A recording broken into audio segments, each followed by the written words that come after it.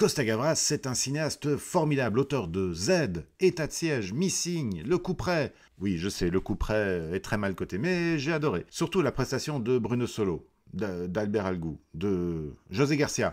Non, sérieusement, il était bien José Garcia dans ce film. Plein de films, Costa Gavras, qui indiquent qu'à défaut de qualité cinématographique, le gars est un vrai camarade.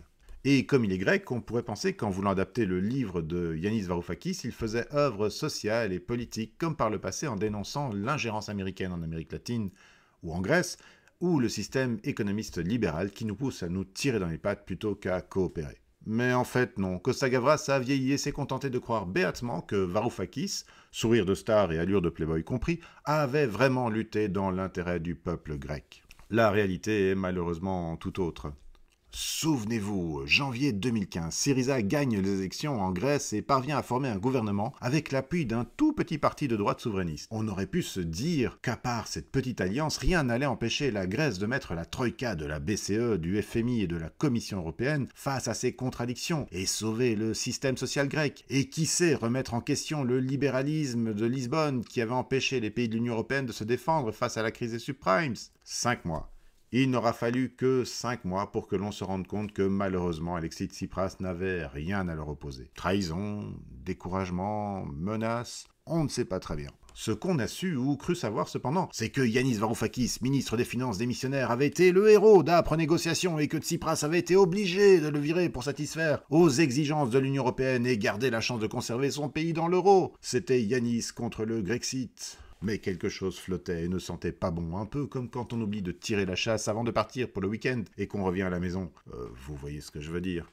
Je n'ai pas vu le film de Costa Gavras, et je n'ai pas voulu le voir parce que j'avais déjà lu le bouquin de Varoufakis. Or, en le lisant, je n'ai pu que constater, chapitre après chapitre, que mon impression de départ était malheureusement la bonne. Un petit ensemble de gugus autour de Tsipras et Varoufakis cherchait surtout à sauver à la fois l'euro en Grèce, la Grèce dans l'Union européenne, et tout simplement une bonne partie des intérêts capitalistes. Gugus, oui, c'est pas gentil dans ma bouche. En lisant son livre dans lequel Varoufakis ne pouvait pas mentir, puisqu'il le dit lui-même, il a tout enregistré, il présente les faits de manière très brute. Et ce qui est extraordinaire, malgré ça, malgré le contenu, il parvient encore à nous faire croire qu'il joue à gauche. Aujourd'hui, il a monté son propre mouvement politique, il s'est fait l'interlocuteur de Jeremy Corbyn et de Noam Chomsky. Il semble que beaucoup de monde croit encore en ce spin doctor qui, à l'instar de Paul Jorion, Thomas Piketty ou Bruno Coleman, a découvert que le capitalisme c'est en tout cas que c'est pas toujours bien. La réalité est pourtant tout autre. Je vous dirais bien qu'il suffit de lire son livre pour s'en rendre compte, mais je crains que ce ne soit pas assez pour certains. Et pourtant...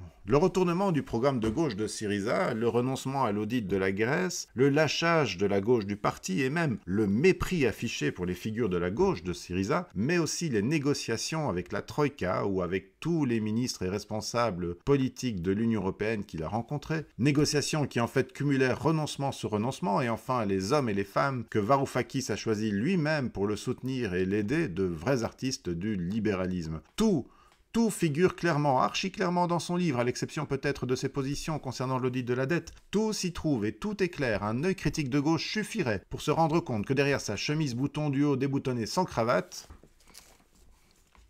il n'y a jamais qu'un nouveau sauveur du capital, juste un professeur d'économie qui croit qu'il faut sauver le marché libéral, un non-socialiste. Alors oui, il se met en scène avec des anarchistes et des gens du peuple d'Athènes, qu'il console, qu'il rassure, à qui il fait des promesses, mais dès lors qu'il s'agit de négocier, il donne, il renonce, il accepte tout ou presque. Et quand enfin finalement il refuse d'endosser le dernier mémorandum d'accord et que Tsipras lance le référendum auprès des Grecs, on se pose la question, pourquoi n'a-t-il pas avalé cette couleuvre-là alors qu'il a avalé toutes les autres? Alors j'ai bien une idée, tout simplement parce que les partenaires européens avaient demandé à Tsipras de déboulonner son ministre des Finances en échange d'un accord pour que la Grèce puisse rester dans l'Union européenne. Dijsselbloem, Draghi et Lagarde étaient peut-être fatigués de le voir prendre toute la place devant les caméras, de mettre en scène son récit, son odyssée.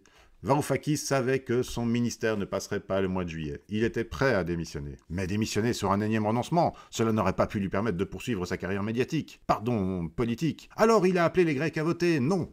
Comme d'ailleurs Tsipras. Mais en fait, aucun des deux n'espérait la victoire du non. Le dernier mémorandum avant sa démission était certes encore plus imbuvable que tout ce que la Troïka avait proposé jusque-là. Mais Varoufakis avait fait d'immenses efforts en direction de l'Union européenne. Des efforts que n'importe quel parti de droite aurait pu fournir pour plomber la Grèce un peu plus qu'elle ne l'était. Des efforts qui condamnaient véritablement les Grecs à perdre concrètement des années d'espérance de vie en bonne santé. Des activités économiques propres soumises à une concurrence internationale déloyale. Des biens publics bradés, y compris des ports, des aéroports, des îles. Tout cela sans aucune compensation. Ni réduction de dette, ni aide, ni même droit à recevoir des fonds auxquels la Grèce avait droit légalement. Mais bref, puisque ce n'est pas assez clair dans le livre de Varoufakis, je ne peux que vous conseiller de lire celui d'Éric Toussaint, Capitulation entre adultes, sous-titré Grèce 2015, une alternative était possible chez Sileps, paru en 2020. Je passerai rapidement sur l'alternative en question car Éric Toussaint ne lui consacre malheureusement qu'une douzaine de pages. Elles sont instructives et intéressantes et je serais ravi d'un jour en discuter avec lui. Mais l'essentiel du livre montre surtout que les mois de janvier à juillet 2015 n'ont été qu'une suite de trahisons du peuple grec par les hommes qui avaient pourtant gagné les élections en janvier avec le mandat d'en mettre plein la gueule à la Troïka.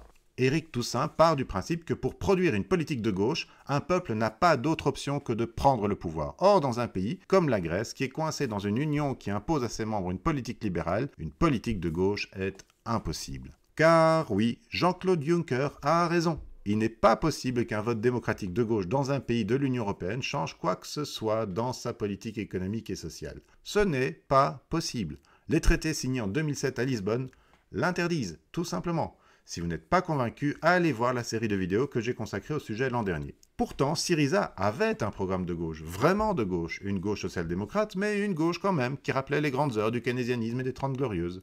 Bon, il y aurait beaucoup à dire sur le keynésianisme, est-ce que c'est vraiment de gauche? Et les 30 glorieux, j'aurais plutôt envie de les appeler les 30 niaiseuses, mais c'est pas le lieu. Le programme dit de Thessalonique, c'était des salaires décents, des subventions, la reprise en main par le public de certains services. Bref, le contraire de tout ce que les traités de Lisbonne proposent, puisque ceux-ci interdisent toute intervention de l'État dans aucune activité économique qui menacerait la concurrence libre et non faussée, pour reprendre une belle antienne libérale. Un bon aperçu de ce programme se trouve dans le livre de Toussaint, page 91 et suivante. Varoufakis, peu avant son entrée en fonction, démonte ce projet de programme et présente les conditions sur lesquelles il accepte le poste de ministre des Finances, à la poignée d'hommes qui comptaient diriger la Grèce une fois le gouvernement de gauche formé. Ces hommes, ce sont tous des hommes, étaient Alexis Tsipras, futur Premier ministre, Yanis Dragazakis, futur vice-premier, proche des banquiers privés, les mêmes qui ont mis la Grèce à genoux, et Nikos Papas, autre membre essentiel de Syriza et futur vice-premier également. La base sur laquelle Varoufakis comptait diriger les finances grecques était la suivante. Tout d'abord, proposer non pas une révision de la dette, encore moins une réduction, mais une restructuration, c'est-à-dire un moyen de payer toute la dette par la création d'obligations perpétuelles et un système d'étalement des remboursements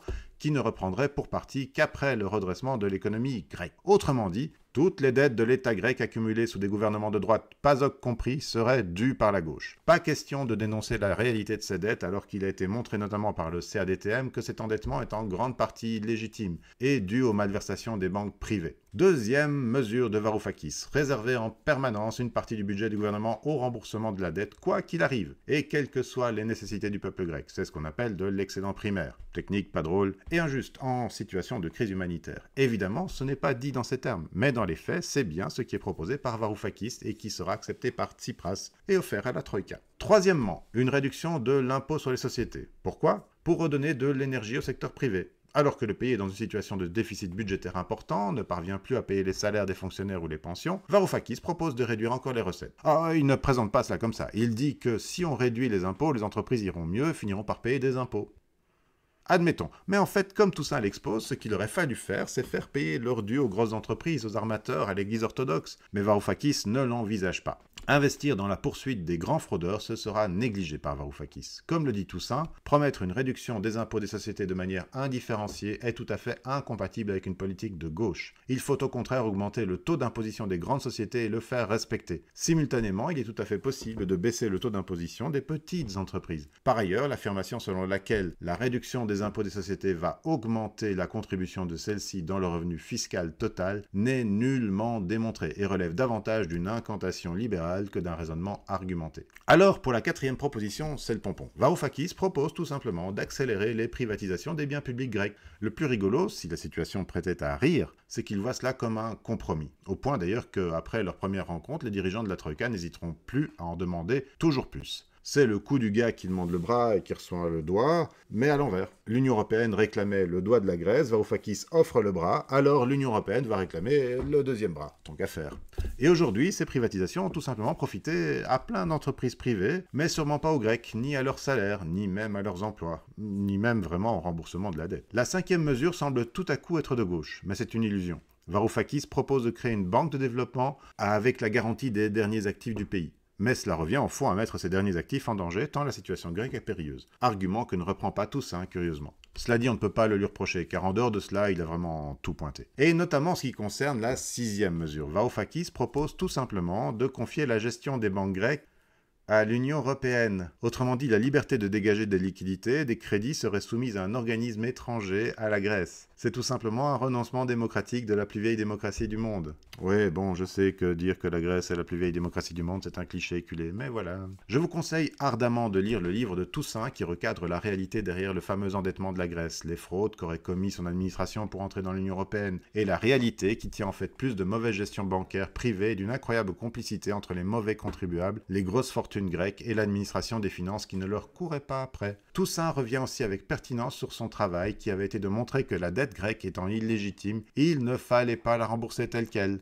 chose que Varoufakis a toujours refusé, au point qu'il n'en parle pas dans son livre. Une chose m'avait sauté aux yeux en lisant le livre du beau gosse Varoufakis, c'est la liste des collaborateurs qu'il embauche pour prendre à bras-le-corps la tâche herculéenne qu'il a accepté gentiment d'accomplir. Toussaint m'a confirmé ma lecture dans son chapitre 4, les conseillers du ministre des Finances. Parmi ces collaborateurs, on retrouve entre autres Elena Panaritis, ancienne du PASOK, l'équivalent du PS français, ancienne collaboratrice de la Banque mondiale, notamment au Pérou, active dans le cadre des privatisations et du rasage gratis des populations indiennes sous la présidence hyper corrompue d'Alberto Fujimori. Varoufakis dit d'elle « Il n'y a pas mieux pour se battre contre le diable que quelqu'un qui l'a servi et qui est devenu son pire ennemi. » Mais la suite montra qu'elle n'était pas du tout devenue son pire ennemi. Même Tsipras a tenté de convaincre Varoufakis de s'en débarrasser. Glenn Kim, conseiller financier qui poussait notamment l'Islande à renoncer à la régulation des capitaux et qui a réclamé en juillet 2015 sa petite note de 375 000 € pour 5 mois de travail. Il est aujourd'hui dans l'investissement autour du capitalisme vert. Mathieu Pigas, directeur de la banque Lazare, l'une des deux plus grandes banques d'affaires françaises. C'est la même banque qui avait déjà restructuré la dette grecque en 2012 pour une commission de dizaines de millions d'euros. Éric Toussaint trouve ensuite des qualités à James K. Galbraith, qui conseilla aussi Varoufakis.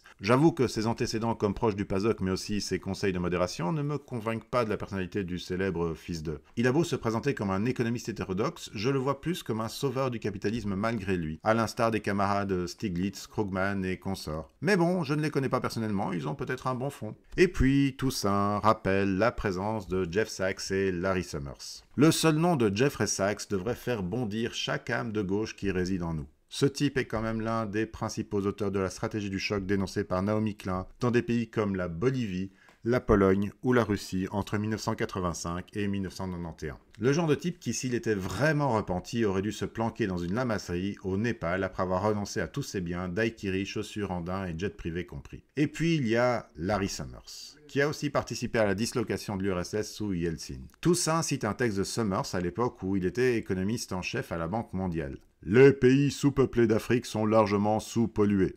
La qualité de l'air y est d'un niveau inutilement élevé par rapport à Los Angeles ou Mexico. Il faut encourager une migration plus importante des industries polluantes vers les pays moins avancés. » Est-ce que je dois vraiment poursuivre ma lecture? Ce zozo est tout simplement un négateur des méfaits de la croissance et de la pollution. Il fut un des principaux clowns du gouvernement Clinton à partir de 1995. Il fait partie de l'équipe qui obtient l'abolition du Glass-Steagall Act, permettant à une banque de coupler des activités de dépôt et d'investissement. Il pousse à l'abandon des barrières qui entravent le marché des dérivés des crédits vendus de gré à gré. On peut dire que le Gugus fait partie des responsables de la crise de 2007-2008. Ce type est donc soit un salaud, soit un incompétent de première catégorie. Le jour du jugement dernier, je lui conseille la deuxième option comme système de défense. Et ce n'est pas tout, mais je vous épargne les derniers noms. Varoufakis avait l'art de se faire entourer, sans compter qu'il n'aura de cesse de critiquer la gauche de Syriza. Il méprise ainsi l'action de Zoé Constantopoulou, qu'il ne cite qu'une fois dans son livre et jamais pour ses propositions. Bref, ceci n'est qu'un aperçu du livre d'Éric Toussaint. Je ne vous ai pas développé une bonne moitié du contenu qui malheureusement prouve par A plus B et dans tous les sens que Varoufakis est profondément un libéral, qui n'a rien contre l'Union européenne. Au contraire, que sa défense ne pourrait s'expliquer que, comme le dit Toussaint, s'il n'avait pas compris les objectifs des institutions européennes. Mais alors, cela signifierait qu'il est vraiment très stupide. Ce que je ne crois pas une seconde. Je pense que Yanis Varoufakis est quelqu'un de très intelligent, mais qu'il roule surtout pour sa bosse. Évidemment, il est brillant, il est séduisant, il est flamboyant. Il lance des formules du genre « Si vous n'envisagez pas de pouvoir quitter la table des négociations, il vaut mieux ne pas vous y asseoir ». Mais à nouveau, à aucun moment il n'ira jusqu'à jouer la politique de la chaise vide. Que ce soit Sapin, Moscovici, Schäuble, Dijsselbloem, Draghi, Lagarde, Juncker, Dombrovskis et tous les autres, du FMI, de la Commission, de la BCE, de l'Eurogroupe, du gouvernement allemand, du gouvernement néerlandais, Varoufakis ira finalement serrer toutes les mains et cédera en fin de compte après 1000 pas de danse qui semblent dire le contraire à toutes les exigences des créanciers de la Grèce. Jusqu'au dernier moment où tout à coup il donnera l'impression du contraire. Il ira même chercher appui auprès de l'OCDE,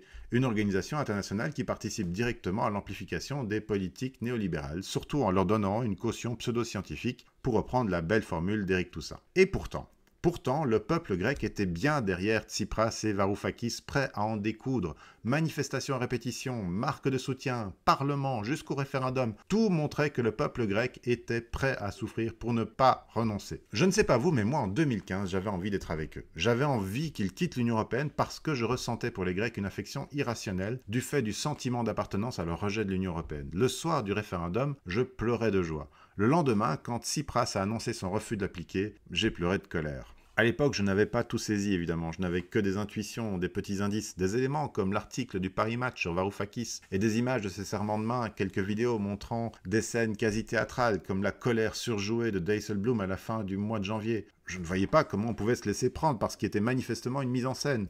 Attention, pas de Varoufakis, mais bien du responsable néerlandais, pour qui la Grèce allait servir d'exemple pour tous les modérés qui seraient tentés par une remise en question du libéralisme. Ces 5 mois, en fin de compte, auront été une succession de soutiens publics en faveur d'une politique de gauche que ni Tsipras ni Varoufakis ne défendirent jamais.